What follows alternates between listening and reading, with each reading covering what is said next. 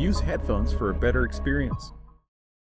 Last year, I moved into an old apartment building in a quiet neighborhood. It was affordable and had character, but there was one strange thing about it: my neighbor.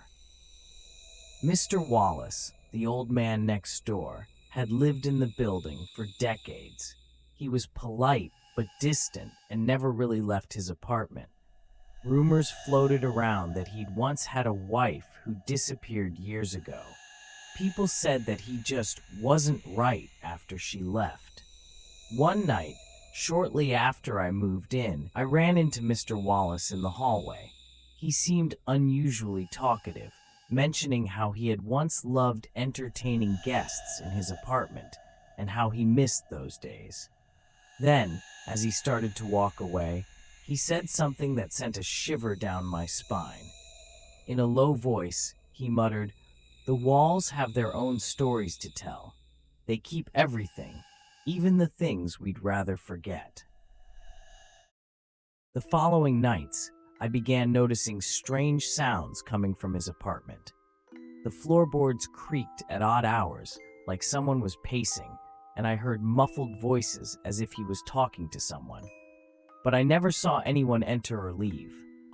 I convinced myself it was just the building's old structure, making noises. One night, around midnight, I was jolted awake by a loud, rhythmic tapping. It was coming from the wall we shared, and it sounded like someone was knocking. I sat up, wondering if Mr. Wallace needed help. Then I remembered, he never left his apartment, nor had any visitors. Why would someone be knocking? I tried to ignore it, but then I heard his voice faintly coming through the wall. It was barely audible, but he was definitely speaking to someone. Curious and a bit worried, I put my ear against the wall. The words were garbled, almost like a chant, but I made out a few words. "Can't leave, forever here, listening." The following day, I ran into another neighbor, Mrs. Reyes. She warned me to stay away from Mr. Wallace. "People talk about him," she said, glancing at his door. "They say his wife never really left. They say she's still in there."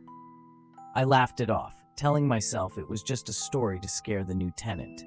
But that night, I heard the knocking again. This time, it was louder, more frantic, like someone was pounding on the wall for dear life. I felt a chill down my spine. Was it him? Or was it someone else? I tried to ignore it, but sleep was impossible. I got up, opened my door, and looked down the hallway. Mr. Wallace's door was slightly ajar, a faint light spilling into the hall. Against my better judgment, I stepped closer, drawn to the eerie glow. As I got to his door, I heard a soft voice whispering, "Help me, please." The voice didn't sound like Mr. Wallace at all. It was weak, pleading, almost broken. My heart raced, and without thinking, I knocked on the door, softly calling out, "Mr. Wallace, are you all right?" The door swung open on its own, revealing a dimly lit apartment. The air was stale, filled with a scent I couldn't quite place but felt wrong. Inside, the place was a time capsule from decades ago. Dust-covered furniture, faded wallpaper, a broken old radio. And then I saw it. In the corner of the room, there was a large, dusty mirror, and reflected in it was the faint outline of a woman. Her eyes were wide and terrified, and she was looking right at me. I turned to see if she was in the room, but there was no one there. Only her reflection in the mirror, staring back.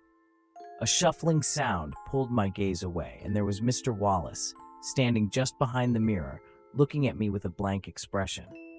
His eyes were dark, hollow, as if he hadn't truly looked at anything in years.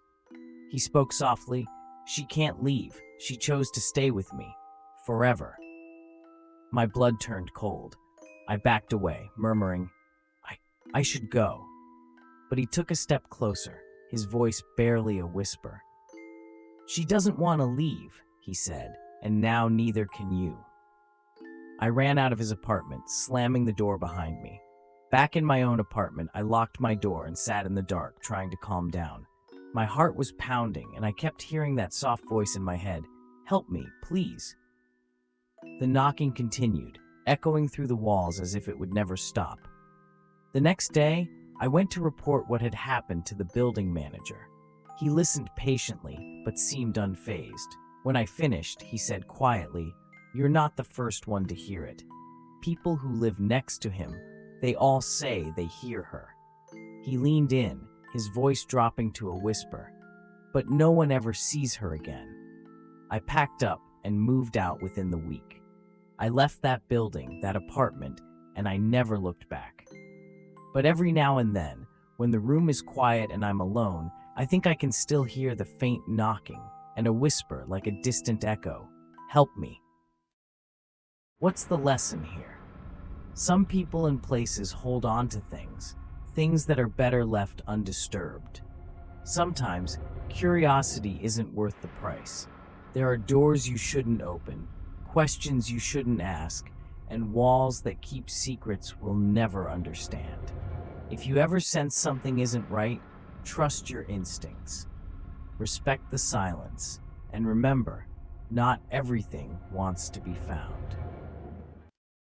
Don't miss out on the scares. Go subscribe to the channel for terrifying stories, legend breakdowns, and more.